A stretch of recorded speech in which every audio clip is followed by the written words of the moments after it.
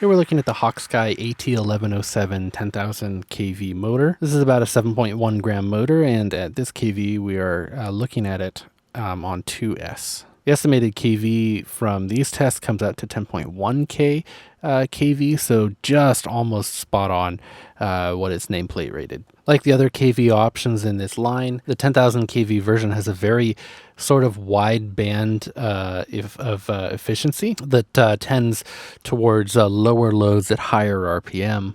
But because this kind of center point of the efficiency is so broad, the difference in efficiency between the 3-inch and the 2-inch loads are really very, very similar throughout most of the throttle range. And it's only above, say, maybe about 75% throttle that we get any particularly large differentiation between the 3-inch and the light 3-inch and the light 2-inch loads, where we get about 20% efficiency gap between these two loadings. For the first in this line, we've also seen a very, very slightly higher peak, absolute peak efficiency, but it's very, very low on the loading, lower than even our light 2-inch load line is hitting. So you might get towards that with unloading on that very small prop, but we're nowhere near it with even any of the 2.5-inch load lines. Are not likely to be able to take any advantage of that. And like all the others in this range, the efficiency is a little low overall, but especially in the lower throttle ranges, the efficiency drops off very, very rapidly.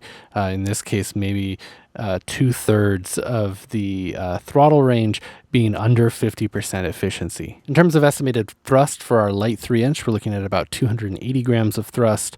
For our light 2.5-inch, about 230 grams of thrust, and for our light 2-inch, 170 grams. If we compare against our reference Emax motor, you can see just how big a difference that mid-throttle efficiency makes, where here on this Emax at partial throttle, for most of this range, we're above 50% efficiency, and where you'd have to be, at maybe 75% throttle or more to be anywhere near that level of efficiency with this Hawksky. If we compare the full throttle traces, you can see that we're not getting the same torque out of compared to that Emax, but the far higher kV is allowing it to push up to higher power levels for just about every single prop loading that we have here, despite its overall lower efficiency.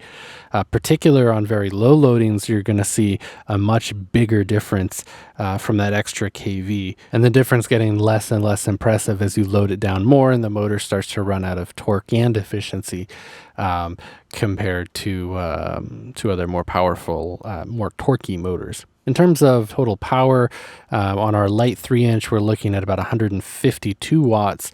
Our light 2.5-inch is around 136 watts of power, and our light 2-inch is touching on 103 watts.